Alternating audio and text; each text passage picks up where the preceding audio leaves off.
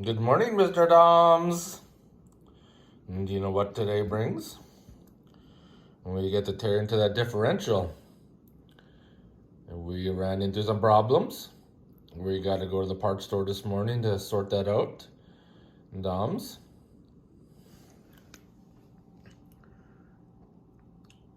Am I on your kill list today? Have you been plotting my death? Have you?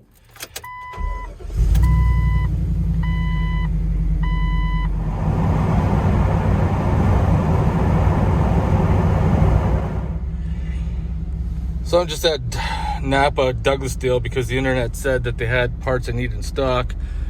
Now I got to go to Napa off Blackfoot. All right, good day everybody. We're back in the garage today, and today's just going to be a short video as we talk about what happened to the ARB differential. And by looking at what the evidence that I see, I'm going to give you my analysis, what I think the root cause of the issue is. Now, this is where something between being a millwright and auto mechanics difference is that a millwright, downtime costs the company money. Downtime eats into your profits and bonuses if you get some. Downtime in auto mechanics makes them more money. The more your vehicle's broken down, the more issues it has, it makes them more money. And from the evidence that I have seen so far, points to improper installation was one of the main issues of this ARB air locker failing. Now, that being said, I come to that conclusion by going over the instructions, and I'm going to point that out to you as we go along. I know the previous owner did not install this locker.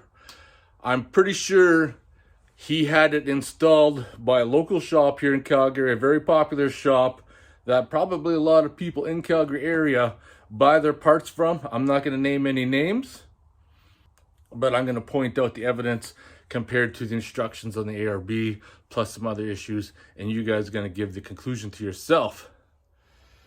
Because I got my Dana 44 rebuild kit right here, but last night I was laying on the couch and I'm thinking, what if the ARB locker doesn't use the same bearings? Because when you buy the air locker, because I've been going over the instructions and I've been going over the parts list, it got thinking in the back of my head, why does the locker come with bearings? If you were installing it, you would automatically get a rebuild kit to install it to ensure that it's done properly. No one's going to reuse bearings. And this is what I found. So we're going to dig into the kit here because last night I came into the garage. That's the crush sleeve. I got a crush sleeve eliminator coming in. This is your carrier bearings that are supposed to go on your Dana 44. As you can see, that's your bearing race. That's your bearing race that comes off. Totally different bearings by itself. It's close. These ones are close, but they are a little bit thicker. So I got spare Dana 44s, which is not a big deal. Now, I could have reused this bearing race. It seems to be okay. But I went down to Napa and I got the new one, and that is the part number that I got it to reference over to. Now, I did not get the actual bearing from Napa because the price was about $38 per bearing for an SKF or Timken. And from Rock Auto, with shipping, I got 2 bearings for $35 with shipping. And I know right now things are getting pretty hard to get. And I show no loyalty to any company. I go where my dollar stretches the most. A lot of people talk about buy local. If I can get it local, if I can get it shipped to me from somewhere else, I like to make my dollar work for me. I'm not interested in putting money in anybody else's pockets because what are they doing to me? They're just selling me a part. They're not doing me any favors. So I like to make my dollar stretch. So that being said, it was awesome to drive my LS Vortex Swap Jeep, and it's been working awesome. No more transfer case issues. I do need a seal between the two adapters underneath are sealing the extra holes for the clocking of the transfer case mounts, because there will be a little bit of oil seepage. But look at it, it's a gorgeous day out. I don't think we're gonna see snow again. Well, actually, next week it'll probably snow. So let's get down to the business. One of the first issues, the main issue that I found that caused the issue is, as you can see, there is 3 set screws in there, but 1 is missing. Now these 3 are a long one. What I am going to point out is that all these are loose. All these are loose. And this one here, I'm going to show you by taking out the opposite side, because the pin goes across, and I'm going to be careful not to slide it out fully. But I'm going to pull that out. You can see the length. And now I'm going to slide that pin out just a little bit, not enough to drop it, but enough to show you the evidence. Now I'm going to try to get a light on it so you can see. So you can see there's an outline there. So there was definitely a set screw that was machined down to press down on that. That is very evident. So that being said, the conclusion I came to that broke the pinion is that set screw came out, fell out, got caught up in the gears, and because that set screw was small enough to get jammed up in the gear, and of course bust off part of the pinion that we'll see later on once I remove the pinion. And this is the tooth that broke off. So now we're going to talk about the improper installation, and this is a print off of the ARB sheet itself. This is why they print it off, and they do all the research and development to figure out what's the best way to install this and what's going to last the longest. Now, on the Dana 44, it talks about drainage slots at the bottom. If you do not have a drainage slot, you need to add them. So you can see right here, this is your OEM slot at the top of the axle. That you can clearly see.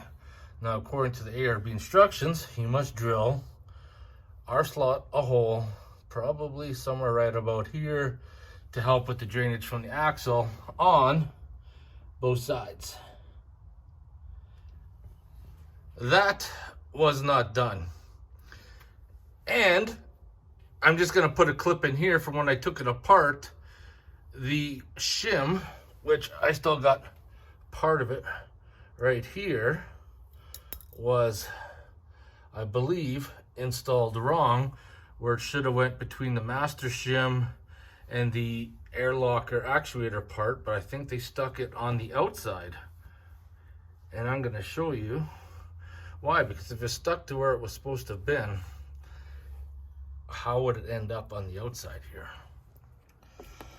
So going off the ARB instructions, you see how this is set up, and that shin pack was definitely not between the master shim and the seal housing. I call it actuator, but I guess it's a seal housing, and I'm going to show you that.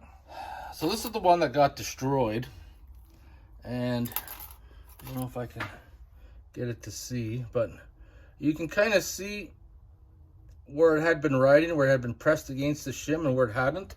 Now this is the shim that it was, and you can see the bevel on both sides. So that shim was incorrectly installed when the instructions clearly say this isn't genuine ARB shim. I got more coming in because I'm going to need it. So that actually fits right in there perfectly. And then this is your master shim. So that's how that works. So whoever installed this did not install this properly, because if you guys remember, when I took this out, this shim was actually half out.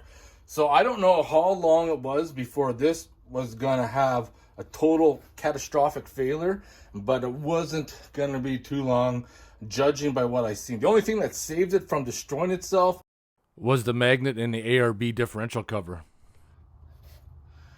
So as you can see, I haven't cleaned off the metal off that dipstick or off that drain, but when I pulled this cover off, that was stuck on there.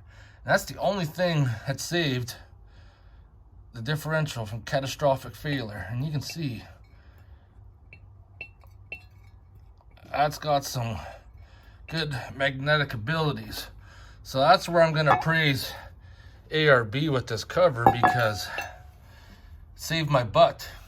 Fortunately, still makes me sad that improper installation, set screw backing out, created a shit show, and now costed me a ton of money. But I look at it not in a negative way, I look at it in a positive way, that this is all gonna be content for you guys, because I'm gonna have to rebuild the whole differential, replace bearings and seals in the axles, set everything up, rebuild the air locker, and be on our way. So there's gonna be tons of content. So what we got in the box is I took a gamble on what parts I was gonna need to rebuild the air locker, and I'm glad that I picked the parts that I did. First, I got the tube. Don't necessarily need it, but I got it.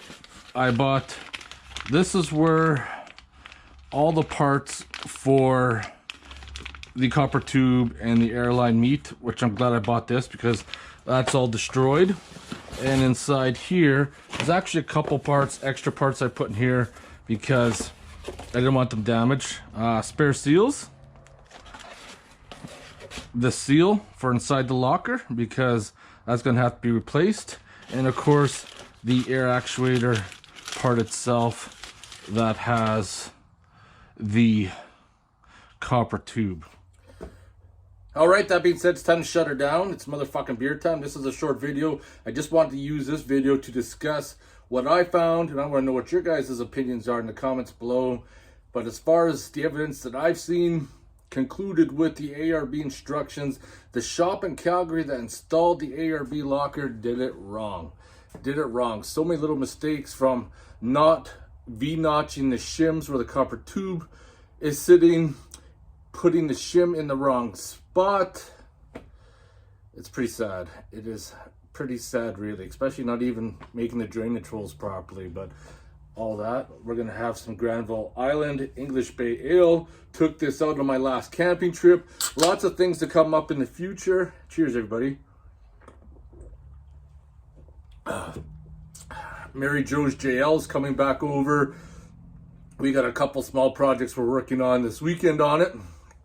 Not only that, she picked up a big brake kit for her JL. So once this JK is drivable and out of the garage, her JL's coming in. We're doing a big brake kit. So on this channel, for the next little bit, you're gonna see TJ content, you're gonna see JK content, and you're gonna see some JL content. So I'm hoping you guys are enjoying this video, and there's gonna be tons of stuff coming in the future, because I'm not even close to being done doing what I want to do to this JK, plus my TJ, and the JL footage is gonna be a bonus. I'll see you guys in the next video. I want to thank you guys a lot for watching. It's because of you guys is the reason why I make these videos. See you in the next one.